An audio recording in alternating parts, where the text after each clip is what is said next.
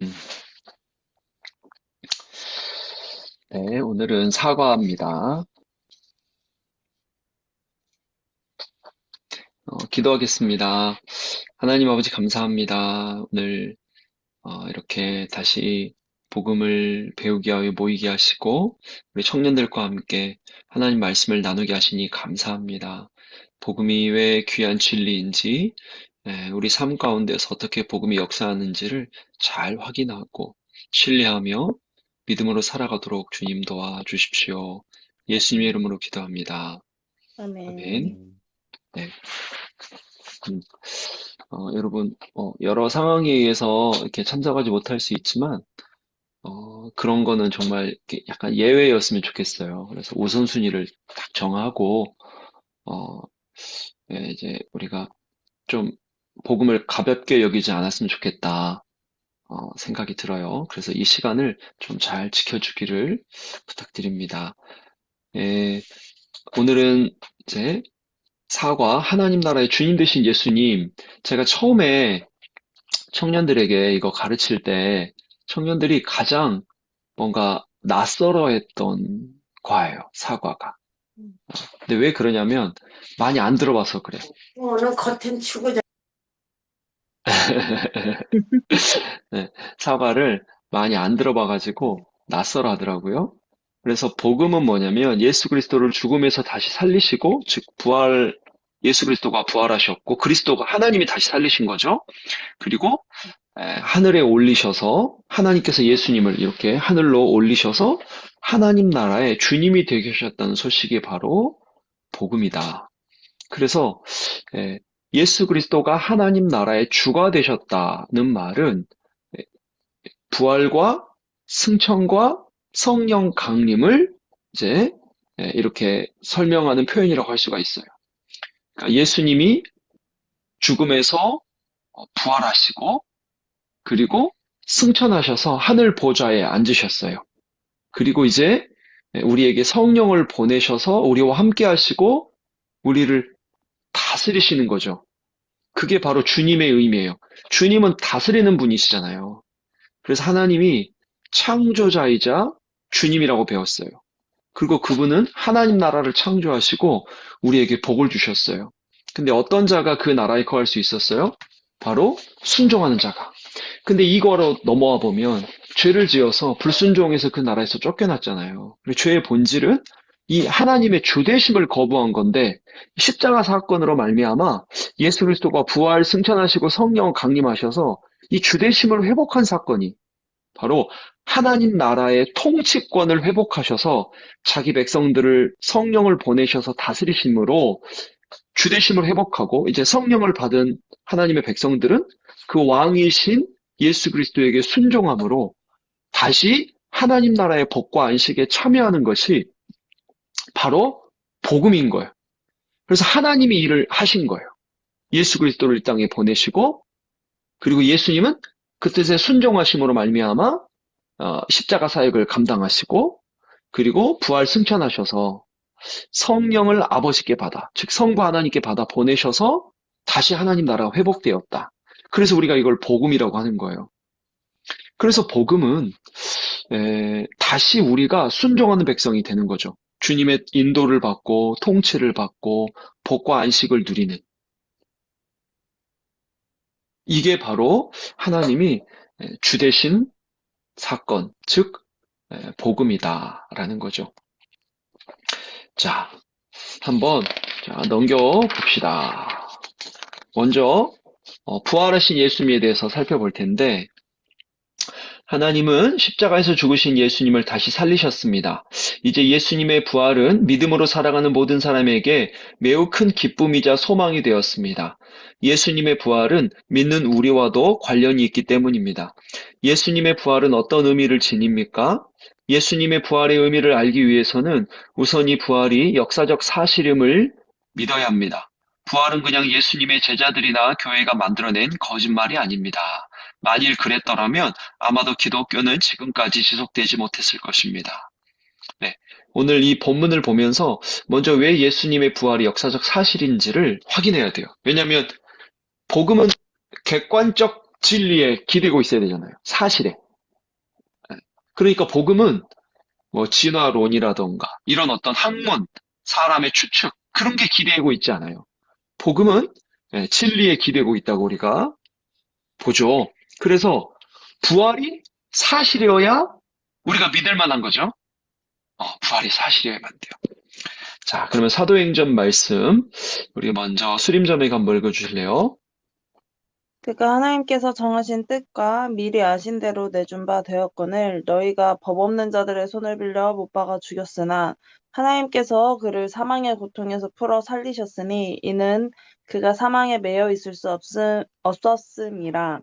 그는 선지자라 하나님이 이미 맹세하사 그 자손 중에서 한 사람을 그 위에 앉게 하리라 하심을 알고 미리 본 고로 그리스도의 부활을 말하되 그가 음부에 버림이 되지 않고 그의 육신이 썩음을 당하지 아니하시리라 하더니 이 예수를 하나님이 살리신지라 우리가 다 이 일의 증인이로다. 아멘. 아, 네. 어, 여기서 23절에 그는 이제 예수님을 말하죠.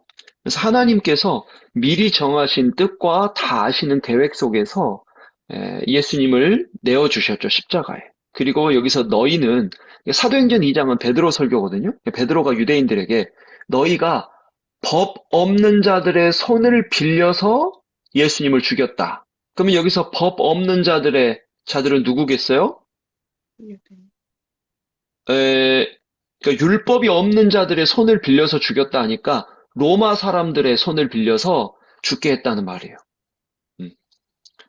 로마 군인들에 의해서 너희가 죽도록 만들었으나 24절 하나님께서 그를 여기서 그는 예수님이죠.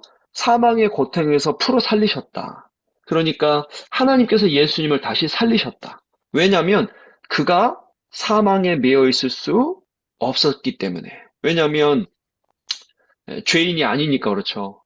만약에 예수님이 부활하지 않으셨다면 예수님이 죄인인 거예요. 그냥 한 인간인 거죠. 그러니까 예수님의 부활은 곧 예수님의 칭의다. 이런 말이 있어요. 예수님이 부활하셨다는 건 예수님이 죄가 없다는 의미인 거예요. 그러니까 하나님이 예수 그리스도에게 우리의 죄를 쏟으셨고 이제 그 사망의 선고로 말미암아 하나님의 죄의 저주와 형벌이 다 이렇게 만족되니까 더 이상 이제 예수님이 죽어 계실 필요가 없죠. 그래서 하나님께서 예수님을 이렇게 살리셨어요. 자, 그리고 30절로 넘어오는데 이건 이제 시편을 가져와서 말하는데 30절에 그는 다윗이에요. 그러니까 다윗이 예언하기를 이렇게 쭉 말한 다음에 다윗이 선지자였다. 그래서 하나님께서 그 다윗의 자손 중에 한 사람을 주님으로 앉게 하늘에 하심을 알고 여기서 한 사람은 예수님이죠. 여러분 지금 쫓아오나요? 네. 오케이. 네. 30절 그는 선지자 그래서 그는 다윗인데 다윗이 시편에서 말하기를 그 자손 중에서 다윗의 자손 중에서 한 사람을 그 위에 앉게 하리라. 그러니까 주님의 보좌에 앉게 하리라 하시는 것을 다윗이 알고 예수님의 부활을 다윗이 미리 말했다는 거예요. 그래서 그가 음부에 버림이 되지 않고 육신이 썩임을 당하지 아니하리라 하더니 다윗의 시편의 말씀을 가지고 가져와서 지금 예수 그리스도의 부활을 다윗이 말했다는 것으로 지금 베드로가 설교하는 거예요. 그래서 이 예수를 하나님이 살리셨다. 그리고 우리가 부활을 봤으니까 이 일의 증인이다. 베드로가 이제 이야기하는 거예요. 내가 부활의 증인이다. 예수를 만났다. 자, 그러면 봅시다. 1번 문제 한번 우영이 형제 읽어주십시오. 하나님은 죄인인 우리를 대신하여 십자가에서 죽으신 예수님을 다시 살리셨습니다. 그 이유는 무엇입니까? 그 이유는 예수님이 죄가 없기 때문이죠. 그래서 사망에 예수님이 계속 이렇게 갇혀 있을 수 없는 분이다. 그리고 죄가 해결됐기 때문에 결정적으로 이제 죽음이 당연히 힘을 잃은 거죠. 그래서 예수 그리스도의 부활은 예수님의 칭의요, 곧 우리를 위한 죽음이고 우리를 위한 부활이기 때문에 예수님의 부활은 우리의 칭의의 근거가 되는 거죠.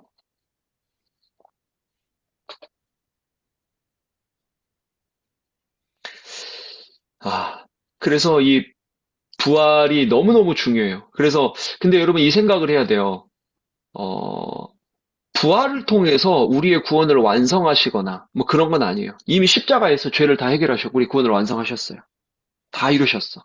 그리고 부활은 그것이 진리임을 확증하는 거죠. 그래서 부활을 잘 이해했으면 좋겠어요. 이미 십자가에서 예수님이 형벌 대속적 죽음을 죽으심으로 우리의 구원을 다 이루셨다. 그리고 부활이 그분이 완전한 우리를 대신하는 화목제물 되셨음을 확증한다. 왜냐하면 그분이 하나님의 아들이시자 완전한 화목제물이 아니라면 그분이 부활하실 수가 없죠. 그냥 자기 죄 때문에 죽은 거죠. 예수님 단 인간일 뿐이죠. 그러나 예수님의 부활은 확실한 우리의 구원에 우리의 죄가 해결되었다는 것을 증명하는 것이다. 자, 그렇다면 부활이 진짜 역사적 사실인가? 이제 이게 너무 우리에게 중요해요. 왜냐하면 어떻게 사람이 죽었다가 살아납니까? 아무도 안 믿죠. 그래서 우리는 이것이 역사적 사실임을 한번 잘 생각해 봐야 돼요. 이 부활 변증은 제가 여러분에게 지난번 MT 가서 유심 변증 강의했잖아요. 유심 변증 강의와 함께 이제 부활 변증 강의를 따로 하자면 지금 바로 이번 문제가 부활 변증 강의라고 할 수가 있어요. 예수님이 죽으셔서 부활하셨다는 것은 논리적으로 너무 이렇게 증거라던가 논리적인 어떤 변증의 이유가 확고해서 어떤 누구도 예수님의 부활이 거짓이라는 것을 증명해낸 적이 없어요. 그래서 뭐 프로파일링을 한다던가 여러 가지를 동원했을 때 예수님이 부활하셨다고 생각된다. 이게 이제 뭐 많은 지식인들의 결론이죠. 그래서 예수는 역사다 이런 영화도 있죠. 그 다음에 또 책 중에 예수는 역사다 이런 책도 있고 그 책을 이제 영화화했죠. 그 예수는 역사다 그 주인공 이름이 생각이 안 나네. 어쨌든 그 영화에 보면 자기 아내와 자녀가 교회 다니는 걸 못마땅히 여겨가지고 그 사람이 변호사인가 뭐 그런 사람인데 보니까 이제 자기 아내와 자녀를 이제 교회에서 빼내려고 공부를 한 거예요. 그래서 보니까 아니 예수님이 부활했다는데 이건 말도 안 되지. 이거 파헤친 거예요. 파헤치다가 아 예수님이 진짜 부활했구나. 하나님의 아들이구나. 라고 믿고 쓴 책이 예수는 역사다. 책이고 영화도 나왔고 그다음에 뭐 누가 돌문을 굴렸는가 이런 책도 있어요. 그 책을 쓴 사람도 예수님의 부활이 거짓이라는 거 이렇게 증거 수집하다가 나중에 예수님이 부활이 역사적 사실임을 이렇게 고백했죠. 가장 결정적인 증거는 바로 빈 무덤이에요. 왜냐하면 예수님의 부활하신 그 예수님이 묻혔던 예수님의 무덤이 있고 그리고 실제로 무덤이 이제 비어 있잖아요. 그거 이제 감추려고 대제사장과 그런 사람들이 이제 로마 군사들에게 돈 주고 이렇게 하잖아요. 그런 게 다 성경에 기록되어 있고 그리고 예수님이 부활하신 이후에 40일 동안 그들과 함께 하시고 목격자가 수없이 많은데 근데 그 전에 성경이 이미 마가복음 쓰였단 말이죠. 이게 거짓이라면 그냥 상식적으로 생각해도 기독교라는 게 존재한다는 것 자체가 불가능한 거죠, 처음에. 왜냐하면 자 보세요. 무덤이 비었어요. 근데 예수님이 계속 살아난다고 했단 말이에요. 그러다 보니까 이 부활하기 전에 대제사장과 로마 군인들이 무덤을 지켰잖아요. 근데 그들을 무찌르고 예수님의 시신을 훔쳤다? 이게 이제 가장 현실적인 대답인 거예요. 제자들이 도적질했다. 근데 로마 군인을 그 어부였던 그 친구들이 그렇게 무찌르고 비밀리에 하고 예수님의 시신을 숨겼다는 건 말도 안 되고 또 그리고 결정적으로 훔쳤으면 약간 자기들이 종교를 만든 거잖아요. 그러면 기독교를 예수님을 신화해서 그러면 자기들의 신념에 의해서 살았다고 해도 제자 전부가 다 사도 요한만 제외하고는 다 순교했잖아요. 그러니까 그렇게 사는 건 말이 안 되는 거예요. 표본이 말이 안 돼.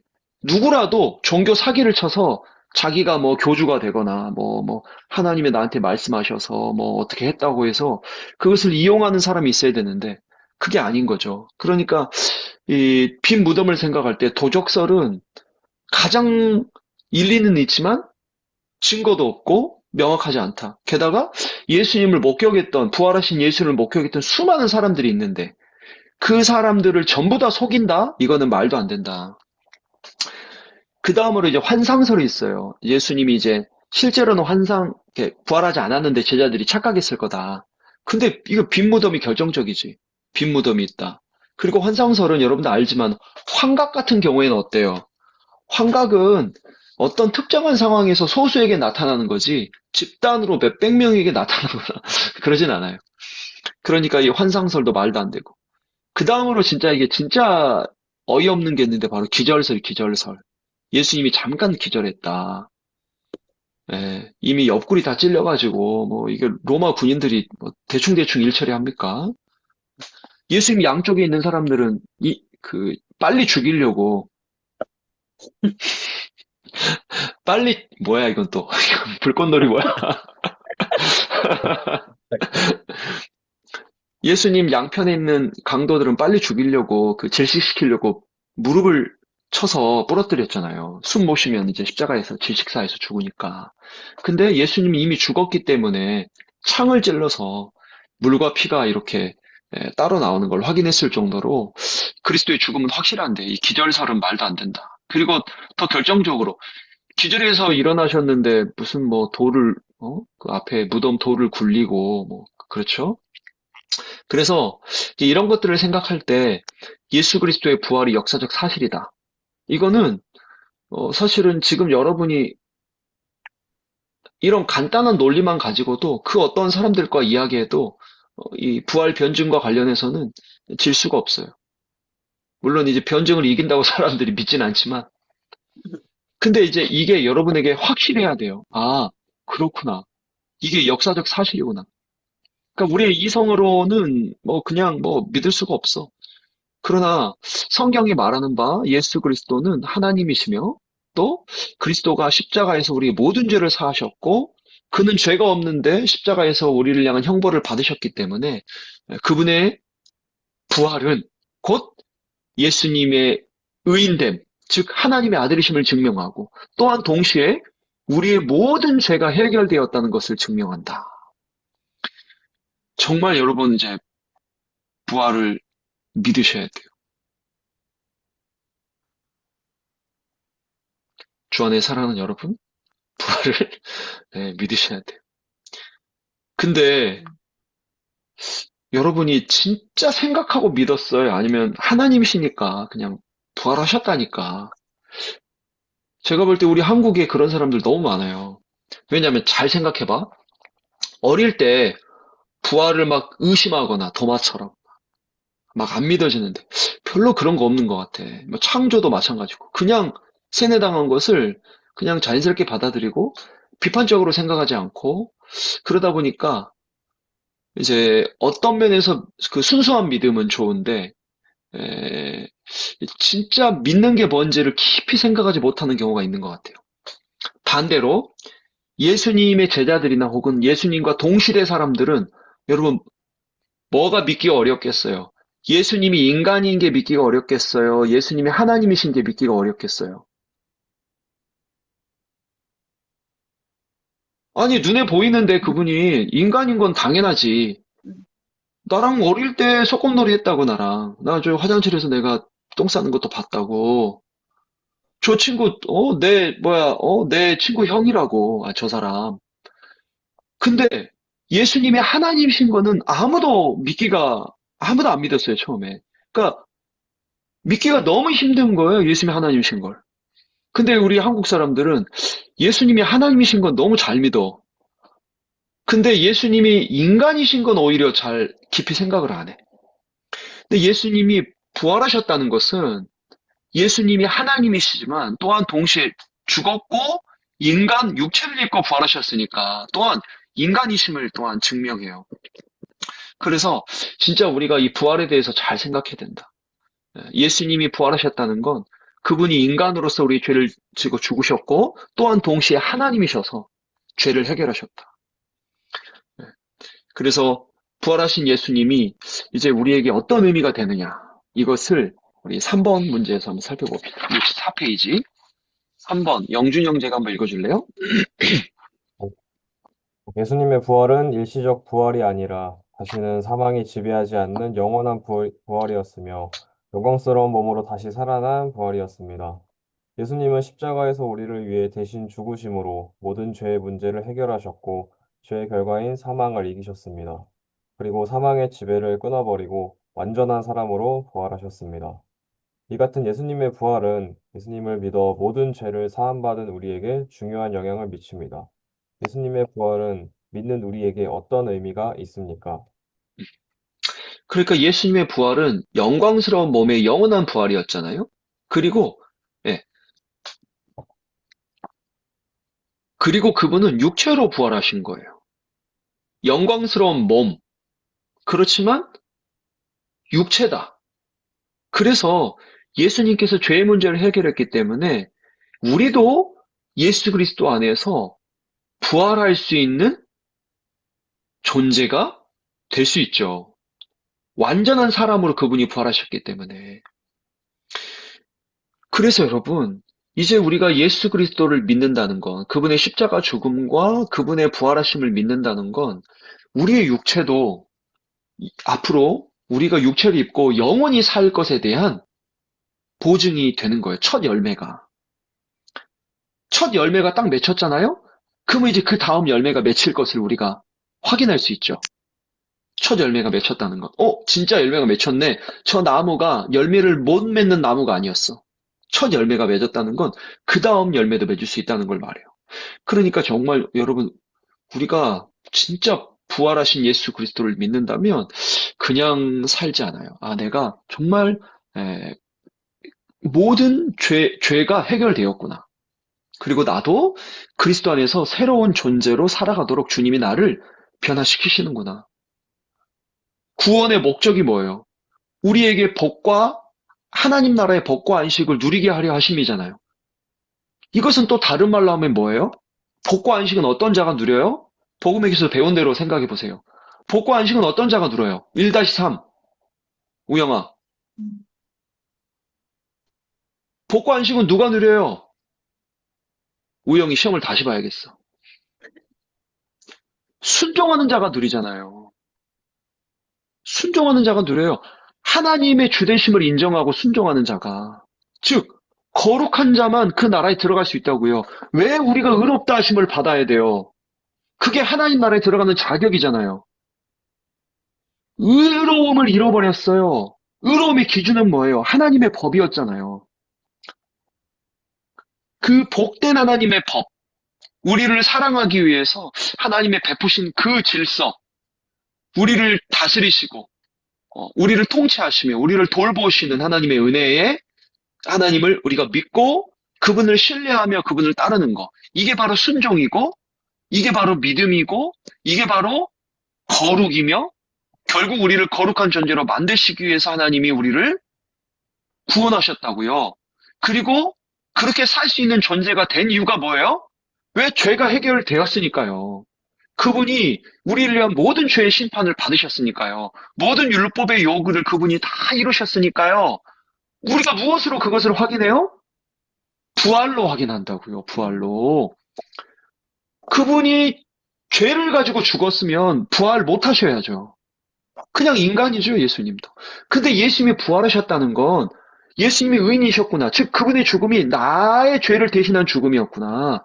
그리고 하나님이 이것을 인정하셨구나.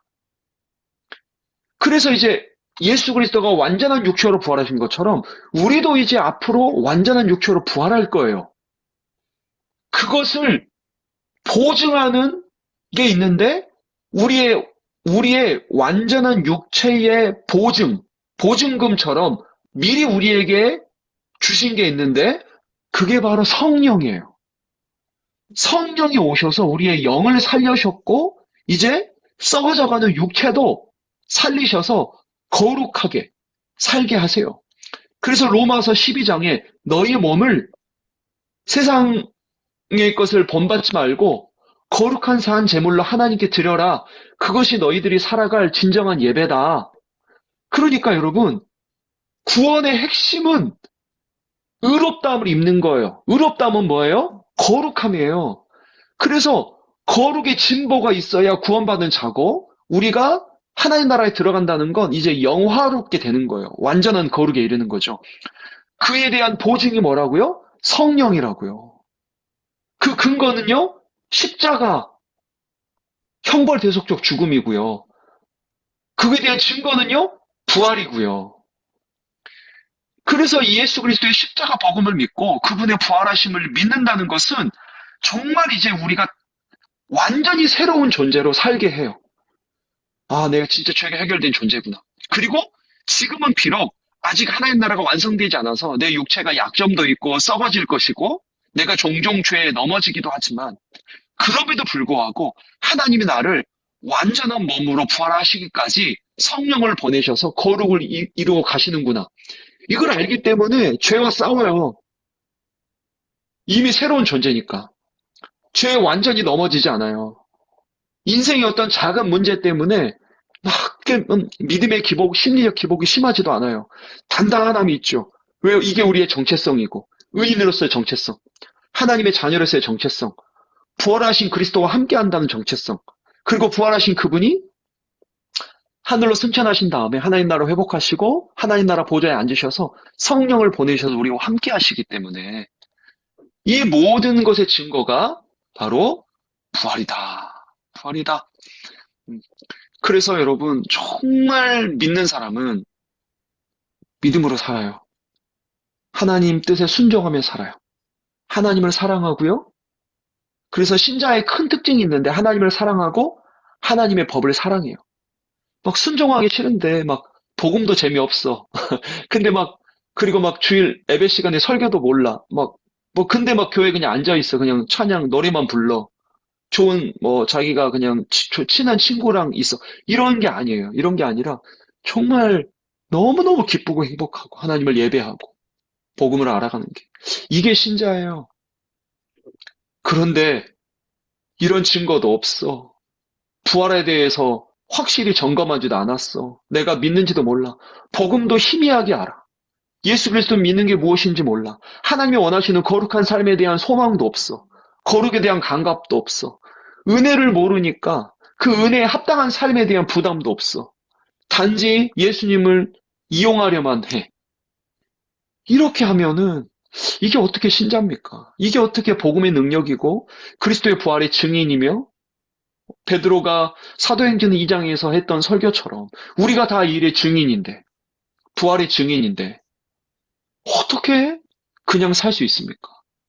여러분 정말 재미있는 영화 있어요. 부활이라는 영화. 정말 잘 만들어진 영화예요. 거기서 마지막 주인공이 그 영화는 약간 픽션이기도 하지만 마지막 주인공이 반지를 딱 벗어요. 그 로마의 예수님의 십자가 그 사형을 그 집행했던 로마의 백부장 정도 되는 사람이거든요. 그 사람이 반지를 벗고 영화가 끝나요. 어떤 의미냐면 더 이상 내가 로마 군인으로 살지 않겠다. 네. 자신의 모든 부와 성공과 정체성을 상징하는 로마 군인으로서의 반지를 내려놓고 복음을 전하는 삶을 살겠다. 딱 영화가 끝나요. 부활의 증인이 이런 거다. 여러분 예수님의 부활은 믿는 우리에게 어떤 의미가 있냐고요? 말로 할 수 없어요. 말로 할 수 없어요. 그분은 인간이시고 또한 동시에 예, 하나님이세요. 그리고 그분은 인간으로 죽으셨고 또한 동시에 우리의 대표로 죽으셨고 그리고 그분은 죄가 없으신 그분을 하나님께서 다시 살리셔서 완전한 인간으로 살리셔서 이제 또 들어 올리십니다. 자, 승천 이제 살펴봅시다. 예수님은 영광의 몸으로 부활하셨습니다. 그 부분 하영자매가 한번 읽어줄래요? 네. 예수님은 영광의 몸으로 부활하셨습니다. 그것을 통해 악한 영적 세력을 무릎 꿇게 하셨으며 믿는 모든 자의 죄를 사하시고 부활 소망까지 주셨습니다. 그런데 그것이 끝이 아닙니다. 예수님의 이야기는 계속됩니다. 사도행전 2장 33절을 보면 하나님이 오른손으로 예수를 높이시매 라고 되어 있습니다.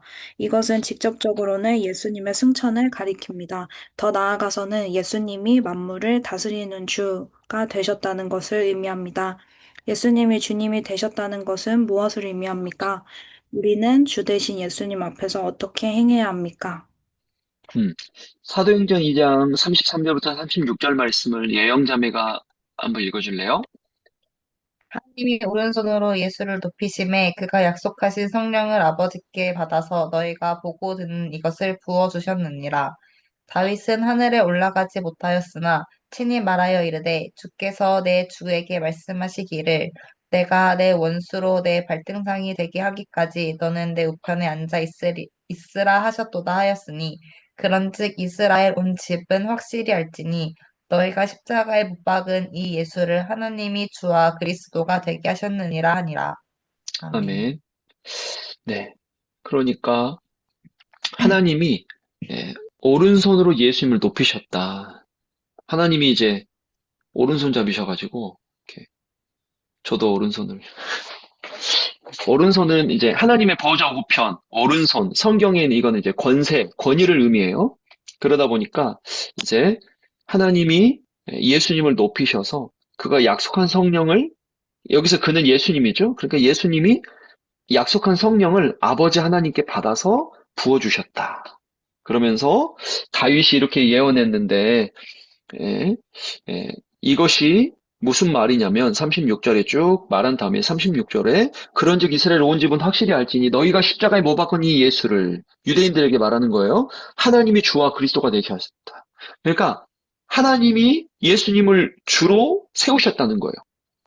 자, 앞으로 제가 주대심의 3종 세트 하면 항상 부활, 승천, 성령, 강림. 아이고. 어, 부활, 승천, 성령, 강림. 이렇게 기억했으면 좋겠어요. 그래서 여러분, 이 주님 되신 사건, 예수님이, 그것은 하나님께서 예수님을 이렇게 높이셨어요. 예수님이 날아가신 게 아니라 하나님께서 예수님을 높이셨어요. 그래서 하나님께서 친히 하나님 나라의 보좌 우편에 앉게 하셨어요. 이게 무슨 말이냐면 예수님의 왕위 즉위식이라고 생각하면 돼요. 예수님이 하나님 나라의 왕이 되신 사건, 이게 바로 승천이에요. 그러니까 단순히 그냥 하늘로 날아가신 게 아니, 이 땅에 있을 데가 없어서 그러신 게 아니라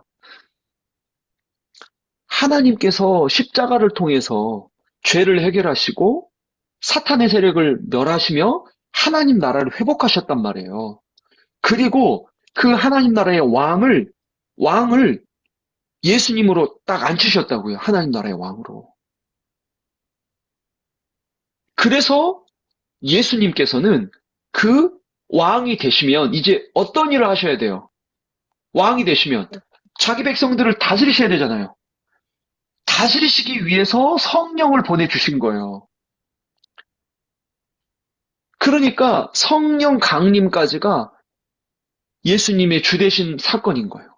부활과 승천과 성령 강림이. 자, 넘겨봅시다. 1번 문제. 예수님은 부활하신 후 제자들이 보는 앞에서 하늘로 올려져 가셨습니다. 예수님은 하늘에 오르셔서 하나님의 우편에 앉으셨습니다. 그렇다면 예수님은 어떤 분이 되신 것입니까? 바로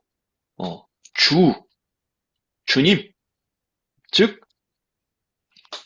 그리스도가 되신 거죠. 참된 왕이 되신 거죠.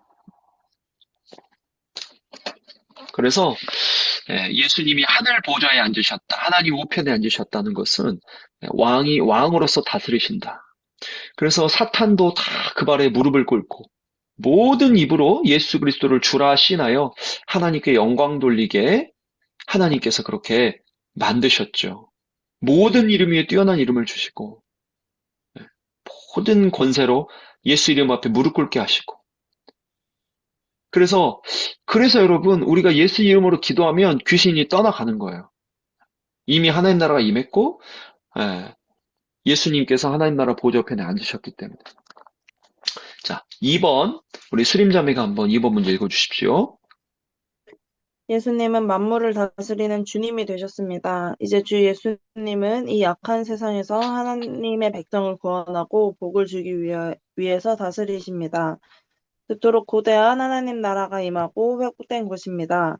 물론 하나님 나라는 주님이 재림하실 때 비로소 완성될 것이지만 이미 주님은 하나님의 백성과 함께하고 다스리며 복을 주고 계십니다. 이와 같이 주 대신 예수 그리스도를 에베소서 1장 20절에서 22절에서는 무엇의 머리라고 묘사합니까? 오, 에베소서 1장 22절에 쭉 보니까 쭉 설명한 다음에 살리시고 죽은 자 가운데서 살리시고 하나님에서 자기 오른편에 앉게 하셔가지고 모든 능력을 다 주신 다음에 만물을 그의 발 아래 복종하게 하신 다음에 그를 만물 위에 머리로 삼으셨는데 교회의 머리로 삼으셨다고 표현을 하죠. 그러니까 이제 교회가 여러분 하나님의 백성이잖아요. 하나님 나라의 백성. 그 하나님 나라의 백성이 이제 이 땅을 다스려요. 아담과 하와처럼 하나님 나라 백성이. 그리고 그 백성의 머리로 예수 그리스도를 세우셨어요.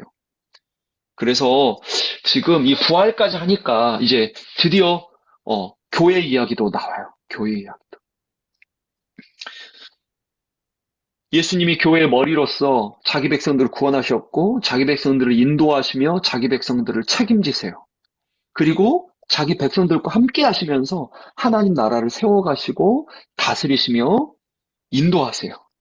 그래서 이미 하나님 나라가 임했다는 말은 성령의 통치를 받고 그리스도의 다스림을 받는 하나님의 백성들이 이 땅에서 구원받아서 천국으로 살아간다.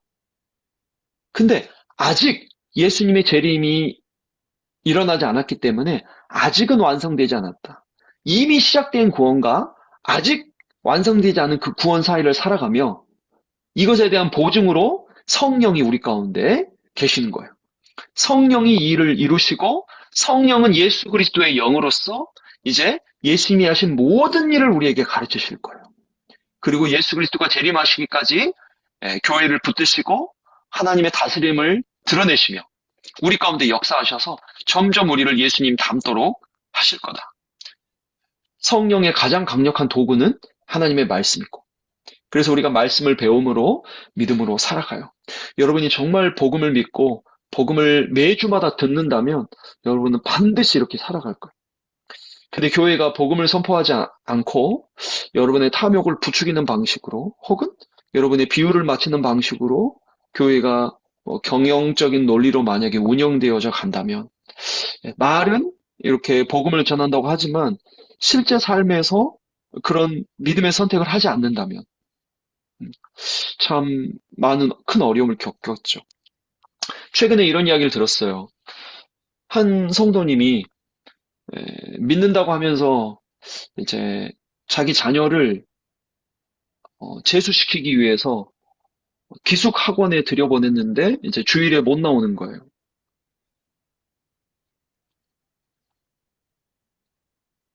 여러분은 그 선택을 어떻게 생각하세요?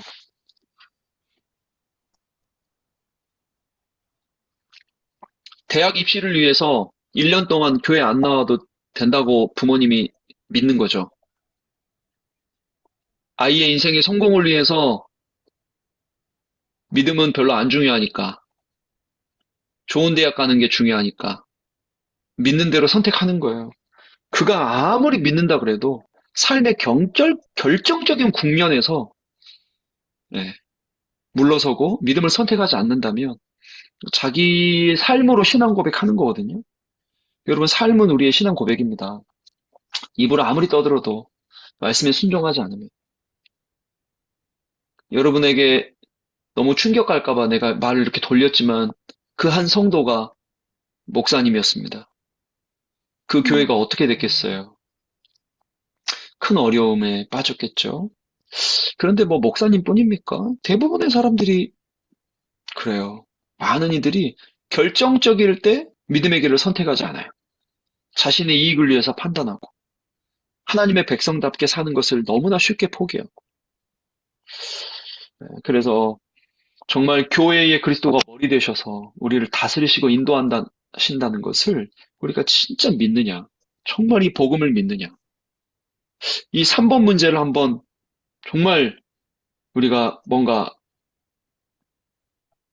마음에 집중해서 한번 읽어봅시다. 우리 영준형 제가 한번 읽어주십시오.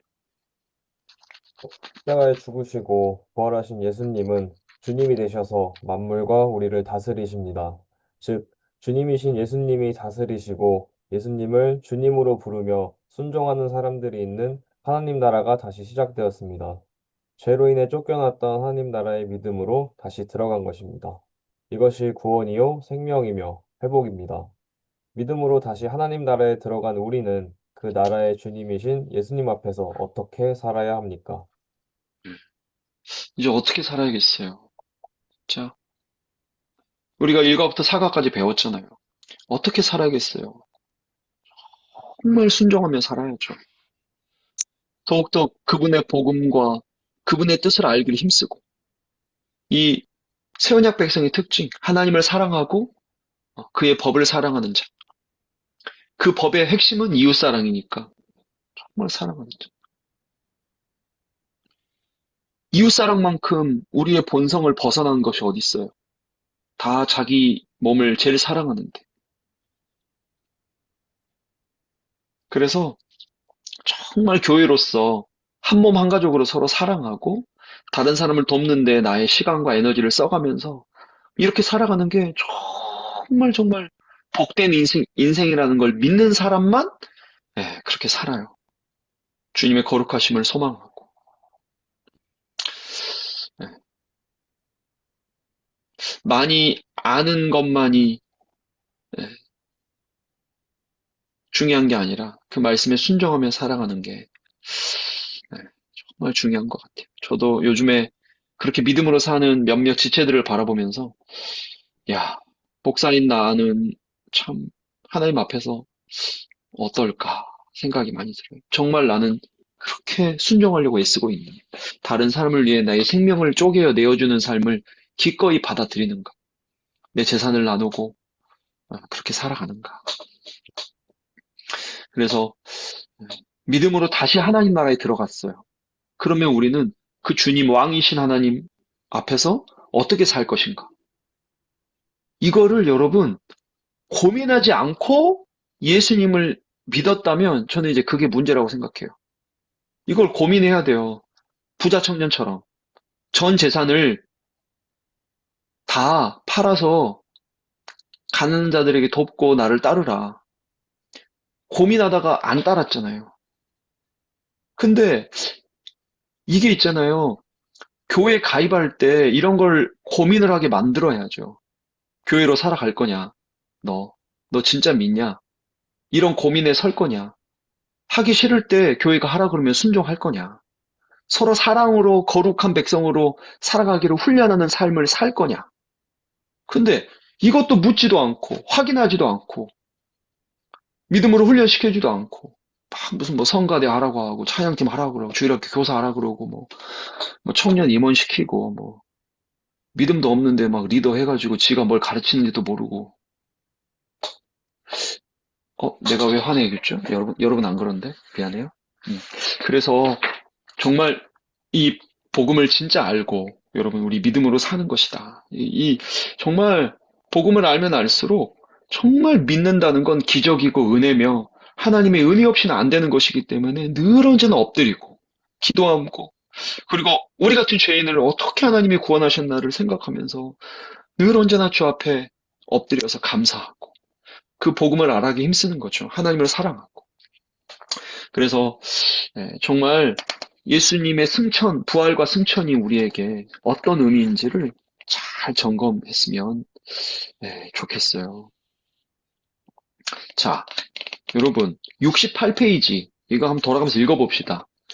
우리 수림자매부터 우영영제, 영준영제, 하영자매, 예영자매 이렇게 특히 68페이지 위에부터 한 문단씩 돌아가면서 읽어봅시다.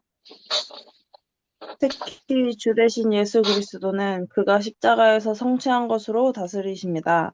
즉 주님은 십자가 공로로 사탄을 패배시키고 결박하며 사탄의 나라를 무너뜨리십니다.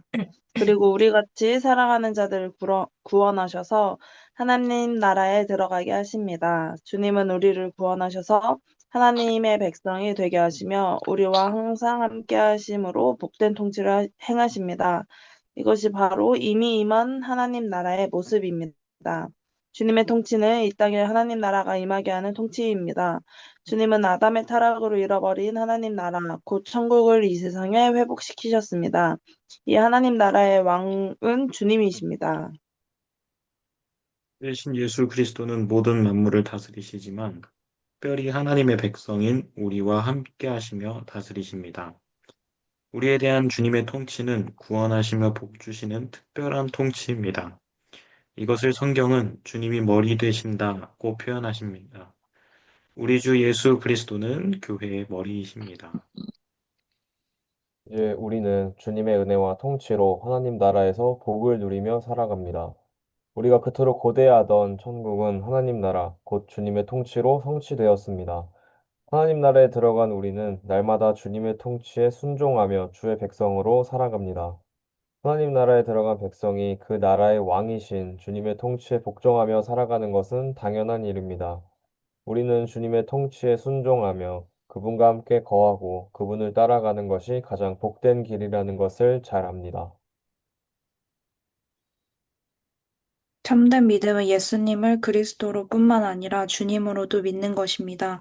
예수님은 우리를 구원하신 그리스도이시며 우리를 다스리시는 주님이십니다.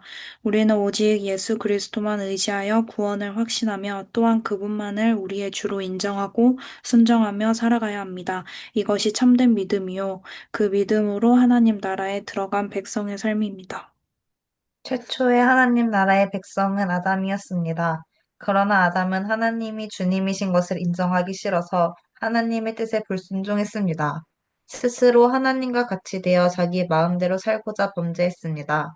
하나님을 주님으로 인정하지 않아 그 뜻에 불순종한 죄인은 하나님 나라에 더 이상 머무를 수 없습니다. 아담은 하나님 나라에서 쫓겨났습니다. 우리 모두는 하나님이 선물로 주신 천국을 잃어버렸습니다. 그런데 하나님은 하나님을 대적하며 스스로 하나님처럼 살려는 죄인들에게 긍휼을 베푸셨습니다.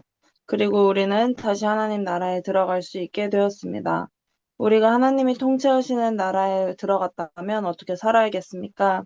바로 그 왕의 통치에 복종하며 살아야 합니다. 이것이 우리의 삶이요, 신자에게 합당한 길입니다. 더군다나 은혜로 하나님 나라에 들어간 우리에게 하나님은 순종하며 살 수 있도록 은혜를 더해 주셨습니다. 이제 우리는 날마다 주님의 은혜로 주님의 통치에 순종하며 살아갈 수 있습니다. 주님의 통치는 자비로운 은혜의 통치입니다. 이 모든 것을 생각할 때 신자의 삶에서 순종이 얼마나 중요한지를 잘 알 수 있습니다.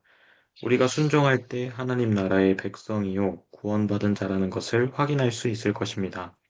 순종할 때 하나님 나라, 곧 천국의 복을 충만히 누릴 수 있습니다. 천국의 복은 주님의 함께하심과 인도하심과 더불어 우리에게 임하기 때문입니다. 주님을 기쁨으로 영접하고 날마다 순종할 때 우리는 평강과 기쁨으로 안식을 누릴 수 있습니다. 이렇게 사는 것이 예수 그리스도를 주라고 부르는 삶입니다. 말로만 예수 그리스도를 향해 주여 주여 하는 것은 의미가 없습니다. 하나님 아버지의 뜻대로, 즉 우리의 주이신 예수 그리스도의 인도하심대로 사는 자가 하나님 나라에 들어간 천국 백성입니다. 말이 아니라 매일의 실제 삶에서 예수는 우리의 주시요 그리스도십니다. 우리 주 예수 그리스도. 아멘. 네. 그래서 우리가 믿는 예수님의 풀네임이 그래서 우리 주 예수 그리스도시죠. 이제 예수님께서 하나님 나라 보좌우편에 앉으셔서 마지막 4-3입니다. 앉으셔서 주대심의 3종 세트가 뭐라 그랬어요? 부활, 승천, 성령 네, 강림. 성령 강림이라고 그랬죠. 그래서 성령을 이제 보내셔서 하나님 나라에서 하나님 나라 왕이 되신 예수님께서 성령을 보내셔서 다스리십니다. 그래서 성령이 아니고서는 예수 그리스도를 주로 고백할 수 없고 성령의 은혜 아니고서는 우리가 믿음으로 살 수가 없죠. 그래서 예수님이 주님 되셔서 33절에 그가 약속하신 성령을 아버지께 받아서 너희에게 부어주셨다. 그리고 무엇을 확실히 알고 믿어야 예수 그리스도가 보내주시는 성령님을 받습니까? 바로 36절 마지막에 말하는 예수님이 주와 그리스도이신 것을 믿어야 됩니다. 확실하게 이게 이제 복음의 핵심인 거죠. 그리스도가 주님 되셨고 그리스도시다. 우리의 완전한 왕이시며 구원자시다. 그분이 우리의 화목제물이 되셨으며 그분이 부활하셔서 하나님 나라를 회복하신 주님이시다. 그리고 3번, 성령님은 그리스도의 영이십니다. 그래서 믿는 자를 예수 그리스도에게 인도하여 예수님과 합하게 하세요. 그러니까 성령님이 오신다는 건 예수님이 오시는 거예요. 그래서 예수님이 이루신 모든 것을 나에게 부어주세요. 십자가 이루신 죄사함의 은혜. 또한 우리 대신 성취하신 모든 순종의 의. 그래서 우리를 새로운 존재로 만드셔서 예수님의 뜻에 순종하도록 도우시고 성령님께서 또한 순종하는 자들을 하나님 나라의 권세를 사용하셔서 보호하시고 인도하시죠. 그렇다면 이제 이렇게 성령님을 받은 그리스도인은 어떻게 살 수 있습니까? 복과 안식을 누리고 순종하며 살 수 있고요. 성령의 인도하심을 따라 죄를 지으면 회개할 수 있고요. 마태복음 28장 18절 20절 오른쪽에 박스에 말씀이 있잖아요. 하늘과 땅과 모든 권세를 주셨어요. 예수님에게 하나님께서. 근데 그 모든 것을 사용하셔서 예수님이 우리와 함께 하신대요. 내가 세상 끝날까지 너희와 항상 함께 있으리라. 그러니까 우리와 함께 계신 예수님이 어떤 분이시냐면 하늘의 땅의 모든 권세를 가지신 분. 그리고 그 모든 것을 우리를 위해 사용하시는 분. 우리와 함께 하시면서 우리를 도우시는 분. 그래서 성경의 이야기가 곧 우리의 이야기고 이제 회복된 하나님 나라 백성으로서 교회의 머리 되셔서 이제 우리와 함께 하시죠. 여러분 복음의 기초 1과가 뭐였어요? 하나님 나라를 창조하시고 복을 주신 하나님. 2과가 불순종하여 죄를 지어 하나님 나라에 쫓겨난 죄인들. 3과가 화목제물이 되셔서 십자가에서 형벌 대속적 죽음을 주 예수 그리스도. 4과가 부활 승천 성령 강림을 통해서 하나님 나라 주님 되신 예수님에 대해서 배웠어요. 이렇게 배우고 원래는 5과 6과 말고 7과로 가야 돼요. 왜냐하면 성령이 임하자 사도행전에 뭐가 탄생해요? 교회가 탄생하잖아요. 성령이 임하자. 그래서 교회는 이 하나님의 구원 역사의 절정이자 꽃이에요. 하나님의 구원 역사의 목적이었어요. 여러분 이런 말 많이 듣지 않았어요? 이렇게 교회가 어떤 복음 전파의 전초 기지다. 그래서 교회를 통해서 하나님 나라가 확장되어야 된다. 이 말은 저는 엄밀하게 말하면 틀렸다고 생각을 하는 사람이에요. 많은 선교단체들은 이렇게 가르쳐요. 그리고 그런 가르침이 뭐 완전히 잘못됐다고 할 수는 없는데 저는 본질적으로 그렇게 교회를 하나님 나라를 이루기 위한, 즉 전도하기 위한 수단으로만 생각하면 아마 교회를 가볍게 여길 거예요. 그러니까 이런 말을 많이 해요. 교회는 모이면 안 되고 흩어져야 된다. 근데 저는 이제 반론을 제기하는 거예요. 모인 적이 있어야 흩어지지. 뭐 모여가지고 맨날 하나 되지도 않고 싸우고 지들 마음대로 했으면서 모였어야 흩어지지. 모인 적도 없어. 모인 적도 제대로. 하루에 1시간 겨우 예배드리고 지들 마음대로 막 싸우고 죄송합니다. 제가 여러분에게 왜 그러죠? 그러니까 여러분 앞으로 잘 기억해요. 교회는 하나님 나라, 즉 복음 전파를 위한 수단이 아니에요. 교회는 복음을 위한 목적이자 결과예요. 하나님 나라의 구원 역사의 수단이 아니라 결과예요. 그래야 교회가 얼마나 소중한지, 왜 예수님이 교회의 머리 되셨는지를 잘 알 수가 있어요. 일단 모여야 돼. 흩어질 힘을 얻어야 돼. 모여서 정말 한 몸 한 가족으로 살아가고 교회가 어떤 존재인지를 확인하고 예수님께서 성령을 보내셔서 우리의 구원을 이루시는 구원 역사 가운데서 교회를 만드셨다고요. 하나님의 백성을 부르셨다고요. 이것을 위해서 구원 역사를 진행하셨어요. 교회는 하나님의 구원 역사의 주인공이에요. 수단이 아니라. 목적이자 절정이에요. 너무너무 교회가 중요해요. 그래서 교회를 세우시기 위해서 십자가 고난을 당하셨고 부활하셨다고요. 그리고 교회가 교회되게 정말 살아갈 때 빛과 소금의 역할을 감당하는 거예요. 흩어지지 말고 빛과 소금의 역할을 감당하는 거예요. 탁월한 거룩과 윤리로 빛나는 거예요. 그렇지 않은 채 자꾸 흩어지라니까 영적인 엘리트들만 살아남는 거예요. 대부분 어중이 떠중이들이 어떻게 직장 가가지고 하나님 나라를 이뤄요? 하나님 나라를 직장 가서 어떻게 이뤄요? 직장에서 뭐 아침에 큐티하는 거? 그게 하나님 나라랑 무슨 상관이에요? 직장에서 하나님 나라를 이루려면 성경대로 직장에서 삶을 펼치려면 어떻게 해요? 당장 사장님 찾아가서 왜 당신만 월급 많이 받냐? 하나님 나라인데 똑같이 받아. 일한 만큼 받아야지. 이럴 거 아니잖아요. 그러니까 그것도 못하지. 직장에 여러 가지 어려움이 많은데 그러니까 패배의식만 빠져가지고 나중에 할 것도 없어요. 직장에서 할 수 있는 게 거의 없어. 그냥 기도하고 다른 사람들을 전도하는 거 외에는. 그러다 보니까 힘을 잃고 패배의식에 빠져가지고 영적인 엘리트들 아니면 어떻게 살아야 될 줄을 몰라. 그러니까 다 타협하고 세속적인 것에 물들어가지고 나중에는 그냥 나도 젊었을 땐 그랬다. 그런 말만 하며 살게 되는 게 교회를 수단으로 오해해서 그래요. 교회는 아니에요. 여러분 정말 교회 안에서 믿음으로 세상에서 어떤 일을 감당하려면 믿음의 동역자들이 정말 든든해야 되고 교회는 복음을 선포해야 되며 내가 직장에서 10개 손해보고 사회생활에서 왔는데 교회에서 나처럼 똑같이 10개 손해본 사람들이 가득한 게 교회여야 돼요. 그렇지 않으면 누가 그렇게 살 거예요?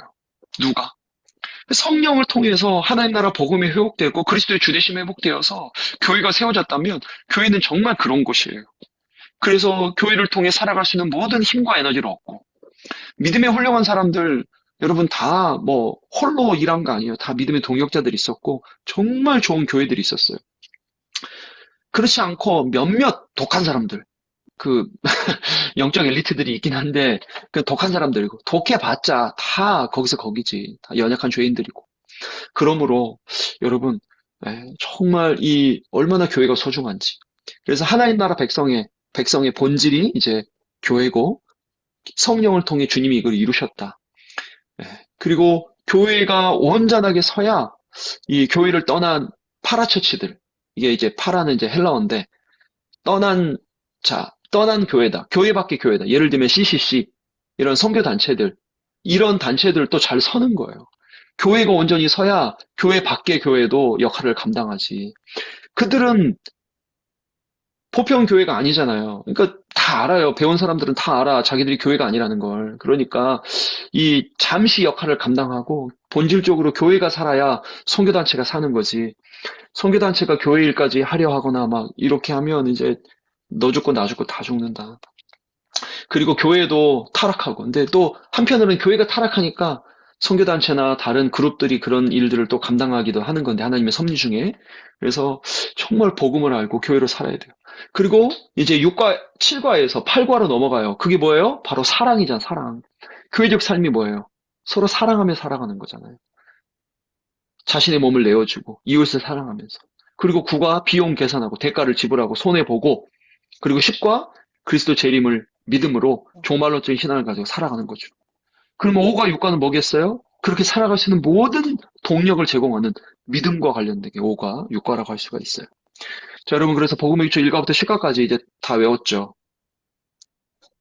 잘, 이렇게 항상 복음을, 이렇게 잘 꿰서, 이게 여러분의 가치관과, 여러분의 판단과, 여러분의 기도와, 여러분의 사고방식에 스며들어서 그렇게 믿음으로 살 수 있는 은혜가 있기를 바라요. 이 모든 것의 동력은 다 예수님이 이 땅에서 하신 거예요. 순종하시고 율법을 성취하시며 죄를 해결하신 거. 성령님이 이것을 우리에게 쏟아 부어주세요. 여러분이 만약에 어떤 일을 만나서 인내해야 돼요. 무엇으로 할 거예요? 예수님의 인내로 하는 거예요. 그래서 성령의 역사로 말미암아 복음을 알아야 여러분이 인내할 수 있어요. 여러분에게 지혜가 필요해요. 그럼 성경을 보세요. 그리스도가 어떻게 행하셨는지. 성경에서 그 원리를 보세요. 예수님의 것으로 다 하는 거예요. 여러분이 만약에 뭔가를 한다면 다 예수님의 행한 것으로 하는 거예요. 우리 안에서 뭐가 선한 것이 나와요. 다 죄뿐이지. 뭐 착한 일 조금 해도 그 마음의 동기가 다 오염돼 있어서 우리가 하나님 앞에 어떻게 1분 1초라도 섭니까? 성령님의 도우심을 구한다는 건 예수님의 행하신 것을 근거로 하는 거니까 다 십자가 복음을 의지하고 예수님이 우리 대신 성취하신 의, 그 율법에 순종하신 그 의, 그거 힘입어서 우리가 성령님의 도우심을 가지고 믿음으로 살아가요. 여러분, 진짜 이 시대의 청년들이 믿음으로 산다는 게 힘든 것 같아요. 여러분도 지금 이 시간에 이렇게 듣고 있는 것 자체가 너무 귀하고 저도 고마워요.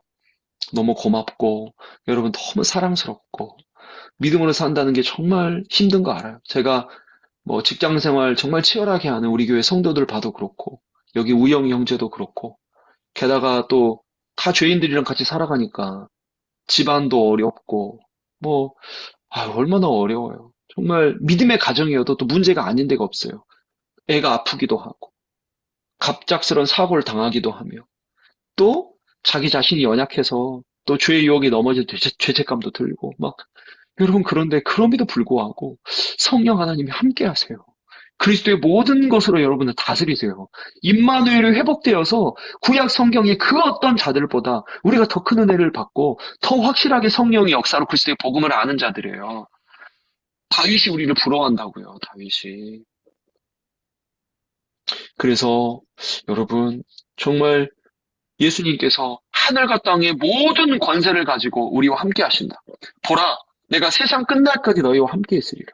이 약속의 성취가 바로 교회 안에 있고 복음 안에 있다.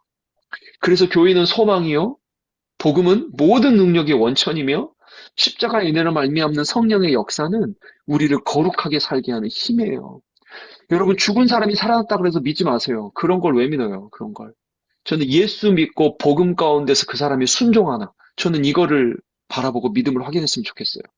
무슨 뭐 아말감이 뭐 금으로 바뀌었네, 뭐 금가루가 어쩌네. 그래서 어쩌다고요, 그래서. 금가루가 그 무슨 상관이에요, 그게. 그게 뭐 실물로 잡히기라도 해요. 뭐 금가루 꿈꾸면 뭐 로또를 맞아요. 뭐. 심지어 병에서 나으면 좋아요. 좋아. 근데 또 죽잖아요, 또. 핵심이 뭐예요? 병에서 나아서도 예수님이 안 믿고 자기 마음대로 살면 그게 무슨 필요해요? 예수 믿고 믿음으로 살아야지. 모든 하나님의 성령의 역사는 우리를 거룩하게 만드는 성령의 역사고 성령의 역사는 그리스도를 드러내요. 그리스도 없는 성령의 역사 다 거짓이에요.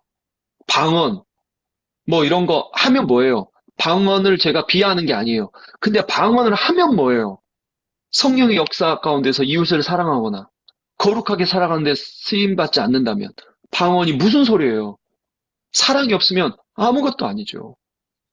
병 고침의 은사, 기도를 3시간 해. 근데 교만해. 이게 뭐예요? 기도 3시간 하면 겸손해야지. 목사인데 말씀에 순종하지 않아. 이게 목사가 무슨 의미가 있어요? 어린 아이 같아야죠. 주님만 철저히 의지하고 그분의 권세, 그분의 은혜, 그 십자가 복음, 그것을 정말 간절히 사랑하고 성령으로 말미암는 하나님 나라 복음이 이것을 가능하게 해요. 그래서 여러분 정말 매주마다 복음을 들으셔야 돼요. 그래서 여러분 교회가 그런 교회가 되기를 원하고 혹시나 교회가 그렇지 않는다면 교회를 위해 기도하세요. 구태타를 일으키지 말고 그냥 여러분이 할 수 있는 만큼만 하시고 정 힘들면 뭐 저한테 좀 상담하시고 믿음으로 살아가시고 교회 내에 그리고 힘든 지체들을 도우시고 이 복음을 좀 가르쳐 주시고 그리고 연약해도 하나님이 사용하시는 교회와 목회자를 존중하시고 이렇게 기도해 주시고 정말 주님이 세우신 교회와 복음이 얼마나 크고 귀한지를 기억하고 정말 믿음으로 우리 함께 살아갑시다. 여러분 우리 앞으로 우리 인생에 고난이 많을 거예요. 어렵고 근데 그럴 때 교회에 갔는데 나보다 더 큰 고난을 당한 사람이 있고 내 말을 막 이해해주고 이게 진짜 교회잖아요. 근데 교회 갔는데 다 뭐 주식 얘기하고 있고 금값 오르니 금을 사야 되니 뭐. 주여 그러면 안 돼요.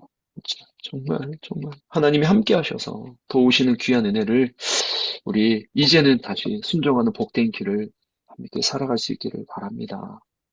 자, 묵상과 적용 72페이지 이것을 숙제로 남겨줄 테니까 다음 주에 한 주간 잘 묵상하고 왔으면 좋겠어요. 자, 그럼 시간이 되었네요. 우리 우영 형제부터 오늘 받은 은혜도 나눠주시고, 적용할 것도 나눠주시고, 해주시면 좋을 것 같아요. 질문 해도 좋고요. 일단은 그 부활이라는 게 사실은 좀 저는 어릴 때부터 교회를 다녔던 사람은 아니었다 보니까 사실 부활이라는 말 자체가 사실 저한테는 좀 믿기가 가장 어려웠던 부분 중에 하나였던 것 같아요. 창조랑 부활이랑 이렇게 해가지고 이게 믿기가 참 어렵다. 약간 이렇게 매번 신앙생활이라는 걸 한다고 말하면서도 어려웠던 부분 중에 하나였었는데 어, 이거에 대해서도 어느 순간부터 교회 다니니까 부활을 믿어야지. 약간 이렇게 좀 의심하지 않고 그냥 뭐 신이신데 부활 정도는 가능하지 않을까. 이렇게 그냥 믿어왔던 것 같아요. 근데 이제 아까 전에 이제 좀 강의를 쭉 해주시다가 한국 사람들은 참 너무 쉽게 이거를 믿는다. 너무 의심 없이 믿는다. 이런 것들에 대해서 말씀을 해주실 때 좀 찔림이 좀 없잖아 있었던 것 같습니다. 저는 이게 막 이렇게 무의식적으로 약간의 세뇌처럼 이렇게 막 믿어왔던 그런 건 또 아니지만서도 그냥 뭔가 신이시니까 약간 이렇게 생각하면서 너무 이게 뭔가 정말 이렇게 믿기 위한 그런 따지고 들어가는 그런 작업들이 없어서 그래서 지금도 좀 쉽게 흔들리는 부분이 좀 있지 않을까? 좀 그런 생각을 해봤던 것 같아요. 그래서 그런 면에서 음, 정말 지난번에도 저희 MT 때 강의해 주셨던 것처럼 그런 변증하듯이 그 의문이 들 만한 것들이 있으면 아주 아주 건강한 방법으로 목사님께 한번 물어가면서 해소를 해 나가야겠다. 좀 이런 생각을 해봤던 것 같습니다. 그래서 아, 이게 지금은 막 이렇게 부활에 대한 안 믿긴다. 왜 그게 진짜 부활이지? 약간 이런 것들을 따지고 할 만한 그런 생각들은 아직까지는 안 나지만 생각나면 꼭 목사님 찾아가서 질문하도록 하겠습니다. 일단 그렇게 하도록 하고요. 적용점 같은 경우에는 아직 좀 못 찾은 것 같아요. 약간 부활에 대한 생각 쪽에 좀 포커싱을 맞추다 보니까 부활, 승천, 성령 강림 그렇게 해서 주대심에 대한 이 세트를 좀 생각을 하다 보니까 적용점까지는 아직 발견을 못해서 네, 첫 타자로 다 넣었긴 했으니까 좀 양해를 구해주시고 양해를 음, 바라고 여기까지 그래요. 하겠습니다. 음, 믿고 하나님이 함께 하시니까 힘내요. 이게 적용이지 뭐. 힘내고 순종하고 성령 하나님의 동행하심을 신뢰하고 낙심하지 말고 운전하다가 화내지 말고. 저 요즘 화 안 내요. 그래? 그때 좀 화가 그때는 진짜 많았었는데 요즘에는 음, 그냥 음, 아유 바쁘신갑다 그냥 이러고 음, 좀 넉넉한 마음이 생긴 것 같아서 기쁘고 음. 있습니다. 네. 감사합니다. 네, 영준 형제 나눠주실래요? 저는 오늘 강의를 또 들으면서 오늘 진짜 간만에 그 한성교회 새벽 예배를 갔거든요. 그래가지고 이제 거기서도 이제 홍대 개척교회 하시는 목사님이 이제 초청해서 설교를 들었는데 이제 딸이 두 명 있는데 그런 비유를 하시더라고요. 이제 내가 내 손으로 내 딸을 죽이는 게 진짜 말도 안 되지 않느냐. 근데 그거를 진짜 말도 안 되지만 가정을 할 수 있는 단 한 가지 경우가 있다는 게 첫째 딸을 이제 둘째 딸을 위해 희생을 하냐라는 그 말에 이제 내 손으로 내 자식을 죽일 수 있다라는 가정이 생긴 거잖아요. 근데 그거를 이제 첫째 딸을 약간 이제 예수님의 비유를 하고 둘째를 이제 저희로 비유를 해주시더라고요. 그래서 뭔가 그 새벽 예배 때는 이제 하나님께서 그 예수님을 보내시고 그 십자가에 그렇게 죽으시는 그 과정을 우리 위해라는 그 Y를 되게 감정적으로 되게 잘 설명을 해주셨던 것 같아요. 또 여담으로 저는 이제 MBTI를 검사를 할 때 F가 한 90% 정도 나왔었거든요. 근데 아, 이번에 그래? 오, 파워 F였었는데 이제 MT 때 이제 그 MBTI 다시 검사해보는 거 해가지고 다시 검사를 해봤어요. 오랜만에. 근데 이제 F가 똑같이 나오긴 했지만 그 퍼센트가 조금 줄어들긴 했더라고요. 이제 한편으로는 뭔가 감정이 메마르다도 있겠지만 이제 좀 이성적으로 생각하면서 살아갈 필요도 있겠다라고 생각이 됐고 오늘 강의가 어떻게 보면 이제 정확히 그런 부활, 승천, 성령 강림 그리고 교회에 대한 목적과 이유 이런 거에 대한 그러니까 외에는 사실 우리가 어렴풋이 알고 있잖아요. 하나님께서 우리를 사랑하신다라는 그걸로 어떻게 좀 이야기를 할 수 있지만 정말 구체적으로 어떻게 이렇게 했는가를 이제 오늘 좀 알 수 있어서 되게 좋은 시간이었습니다. 그래서 적용도 사실 그 우영이 형이랑 되게 비슷한 게 요즘 저는 가게에서 충청도 바이블을 많이 보여주고 있어요. 이제 좀 화가 난다 싶으면은 뭐 저는 이제 요식업 지금 이제 주방에서 일을 하고 손님들이랑 가장 많이 부딪히니까 뭐 예를 들어서 손님이 막 늦게 온다. 그러니까 음식을 다 해놨는데 이제 식어가지고 불안한 마음에 손님을 부르는데 안 온다. 그러면 이제 아유 내일 오려나 보다. 이렇게 얘기를 하고 이제 반대로 이제 음식을 아직 하고 있는데 손님이 와가지고 이렇게 왜 안 나와 이렇게 좀 재촉을 하면은 아 잠시만 기다려 하고 보낸 다음에 이제 아, 그렇게 급했으면 어제 오지 그랬냐 이러면서 같이 일하는 사람들이랑 그렇게 이야기하면서 좀 풀고 있거든요. 그러니까 좀 화가 날 수 있는 상황들을 그래도 좀 재미있게 포장을 하면서 하고 있는데 사실 그것도 어느 정도 이 공동체 안에서 충분히 영향력이라고 저는 생각이 들거든요. 그래서 그런 거를 이제 뭐 직장인 아무튼 교회 밖에 있는 공동체에서 이제 사실 제가 크리스천인 걸 제 주변 사람들은 어느 정도 알고 있으니까 거기에 맞게 행실을 하고 더불어서 좀 좋은 영향력을 주면 좋겠다라고 좀 생각이 되는 그런 시간이었습니다. 감사합니다. 네. 기습 예영이. 저는 오늘 가장 조금 깨달았다고 해야 되는 거는 부활의 의미를 조금 더 깨달았던 것 같아요.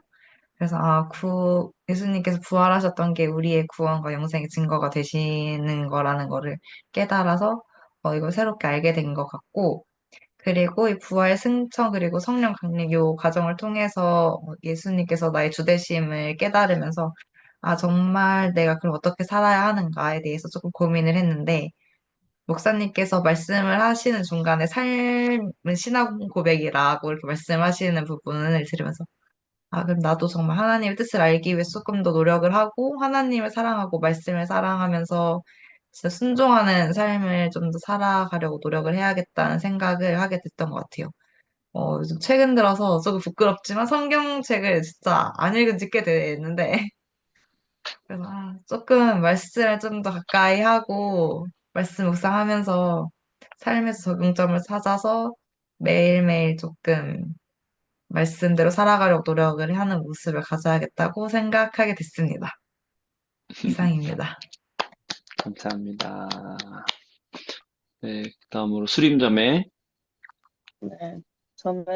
저도 사실 우영이 오빠처럼 부활을 좀 그렇게 딥하게 못 믿었던 것 같아요. 그러니까 좀 가볍게 믿었었지 않았나가 첫 번째였는데, 그러니까 그냥 예수님이 믿어진 것처럼 그냥 부활 뭐 성경책에 써 있으니까 부활하셨겠지. 약간 이렇게 가볍게 했었는데, 약간 제가 창조에 대해서도 사실 좀 가볍게 생각을 했었거든요. 근데 그러다 보니까 학교에서 진화론에 대해서 엄청 많은 시간을 배우잖아요. 그러면서 그때도 한번 부딪혔어가지고 뭐가 맞을까라고 하던 차에 이제 진짜 진화론이 있을 수 있는 일이 아니고 창조밖에 답이 없다라는 게 약간 변증이 되면서 약간 그때 깨달아졌던 게 있었거든요. 그래서 부활 또한 그런 오늘 그 부분을 다시 좀 깊게 보고 싶기는 한데 그거를 좀 봐서 나도 뭔가 지식적으로 더 알아야겠다라고 생각을 했고요. 다음으로는 저에게 오늘의 포인트는 약간 순종이었던 것 같아요. 그래서 하나님 통치 아래에 살아가면 그 통치 아래에 우리가 순종하면서 살아야 되는데 내가 어떤 부분에서 순종하면서 살 수 있을까에 대해서 좀 고민을 해봤는데 최근에 그 대전 그 대학교 친구들을 만났는데 그 친구들 중에 한 명이 약간 손절 아닌 손절을 했거든요. 그 친구, 나머지 두 명의 친구들이. 근데 그 친구들 중에 한 명이 그 손절된 친구랑 좀 안 친했으면 좋겠다는 거예요, 저한테. 더 가까이 안 음, 갔으면 좋겠다. 그래서, 아, 왜냐 했더니, 제 주변에는 좋은 사람만 있으면 좋겠대요. 그러면서 이제 그 친구의, 과오에 대해서 저한테 얘기를 해줬는데, 그걸 듣고 저도 고민이 되는 거예요. 원래는 이제 그 친구도 안쓰러운 친구고, 그래서 어떻게든 뭐 얘기도 해보고 하려고는 하는데, 저도 상황상, 여건상 이러면서 사실 좀 연락을 못 하긴 했었거든요. 그러면서 그 망설였던 제가 조금 부끄러웠어요, 사실.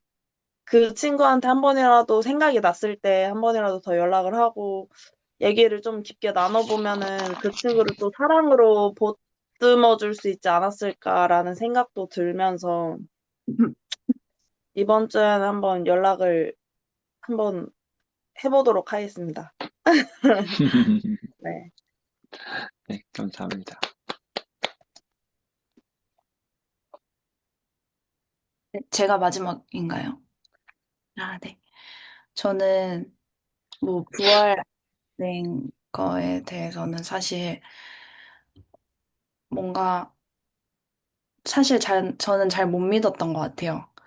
저는 시각적으로 제가 이해가 돼야 좀 그거를 습득하는 편인데, 그거를 말로만 듣고 하다 보니까 이미지화가 그냥 잘 안 되는 편이었는데, 그래서 어렸을 때 그 패션 오브 크라이스트라는 영화를 교회에서 틀어주신 적이 있어요. 근데 거기에 들어있던 그런 내용들이 저한테는 사실 되게 사실적이기도 했고, 어렸을 때 보기에는 막 예수님 손에 막 구멍 뚫려 있고, 막 그런 것들이 좀 충격적이기도 하면서도, 그때 이후로 저는 사실, 아, 진짠가? 진짜구나라는 거를 사실 전 믿었던 것 같아요. 그 영화를 통해서. 그래서 어쨌든 그런 의미로 저한테는 다가왔고요. 그리고 또 다른 의미로 이제 다시 하나님 나라에 이제 들어간 우리가 예수님 앞에서 어떻게 살아가야 하는가라는 것에 대해서 하나님을 사랑하고 그의 법을 사랑하는데 거기에서 이제 이웃 사랑이 중요하다라고 말씀을 해주셨는데 사실 제가 요즘 인류애를 많이 잃은 편이라 이게 사람이 많이 바쁘고 예민해지다 보니 그거를 이제 받아들이는 한계치가 쉽지가 않더라고요. 그래서 좀만 어겨도 아니 저 정도밖에 못하나? 저게 최선인가? 막 이렇게 하면서 이제 아, 뭐라는 거야? 막 이렇게 되는 거예요. 그래서 아 그럴 수 있지. 저 부분이 이제 저 사람의 약한 부분이니까 내가 도와주면 돼라고 하는데 아, 한 번에 못 알아듣나? 막 이러면서 되게 양가적인 아니, 도대체 IQ가 몇이야? 막 이렇게 막 하게 되는데, 이제, 아, 그러면 안 되겠구나. 나도 똑같이 하나님이 보시기에는 멍청할 수도 있고, 정말 둔할 수도 있고, 미련할 수도 있는데, 내가 그러지 말아야지라는 생각에 사실 이웃사랑이 가장 중요하다라는 그 말이 저한테는 되게 의미 있게 다가왔던 오늘의 특강이었던 것 같습니다. 네. 네, 감사합니다.